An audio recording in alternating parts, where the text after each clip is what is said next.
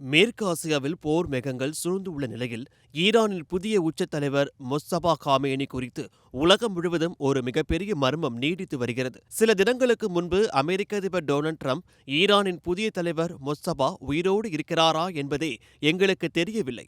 Washington இப்போது ஈரானின் வேறு சில முக்கிய நபர்களுடன் தான் பேச்சுவார்த்தை நடத்தி வருகிறது என்று ஒரு பரபரப்பான கருத்தை கூறியிருந்தார். ட்ரம்பின் இந்த அதிரடி விமர்சனம் மொஸ்தபா காமேனியின் நிலை குறித்த சந்தேகங்களை சர்வதேச அளவில் அதிகப்படுத்தியது. ஆனால் ட்ரம்பின் இந்த கேள்விக்கு முற்றுப்புள்ளி வைக்கும் விதமாக மொஸ்தபா காமேனியிடமிருந்து ஒரு புதிய எழுத்துப்பூர்வமான செய்தி தற்போது வெளியாகியுள்ளது. அமெரிக்க மற்றும் இஸ்ரேலுக்கு எதிரான போரில் ஈரானுக்கு ஆதரவாக நிற்கும் ஈராக் நாட்டு மக்களுக்கும் அங்குள்ள உயரிய மத தலைவரான அயதுல்லா அலி சிஸ்தானிக்கும் மொஸ்தபா தனது நன்றியை தெரிவித்துள்ளார். ஈரான் மீது நடத்தப்படும் ஆக்கிரமிப்புகளுக்கு எதிராக ஈராக் எடுத்துள்ள உறுதியான நிலைப்பாட்டை பாராட்டி ஈரானிய தூதரகத்தின் வாயிலாக இந்த செய்தி பகிரங்கப்பட்டுள்ளது. இருப்பினும் மொஸ்தபா காமேனி இதுவரை ஒருமுறை கூட பொதுவெளியில் நேரில் தோன்றவில்லை என்பது குறிப்பிடத்தக்கது. கடந்த பிப்ரவரி 28 அன்று போர் தொடங்கிய போது வான்வழி தாக்குதலில் அவரது தந்தை அலி காமேனி கொல்லப்பட்ட பிறகு மொஸ்தபா புதிய தலைவராக அறிவிக்கப்பட்டார்.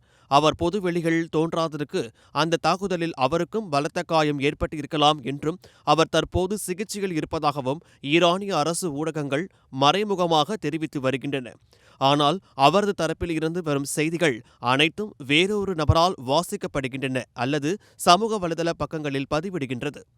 1979ஆம் ஆண்டு இஸ்லாமிய புரட்சிக்கு பிறகு ஈரானின் 3வது உச்ச தலைவராக பொறுப்பேற்றுள்ள மொஸ்தபா, தனது தந்தை மற்றும் புரட்சியின் நிறுவனர் கோமேனியின் வழியில் போரில் வெற்றி பெறுவோம் என்று சூளுரைத்து வருகிறார். ஆனால் அவர் நேரில் தோன்றாதது அமெரிக்க போன்ற நாடுகளுக்கு பெரும் சந்தேகத்தை ஏற்படுத்தியுள்ளது. ஈரானின் இந்த மர்மமான தலைமை மற்றும் தொடர்ந்து வரும் போரின் போக்கு சர்வதேச அரசியலில் இத்தகைய மாற்றங்களை ஏற்படுத்தும் என்பதை நாம் பொறுத்திருந்துதான் பார்க்க வேண்டும்.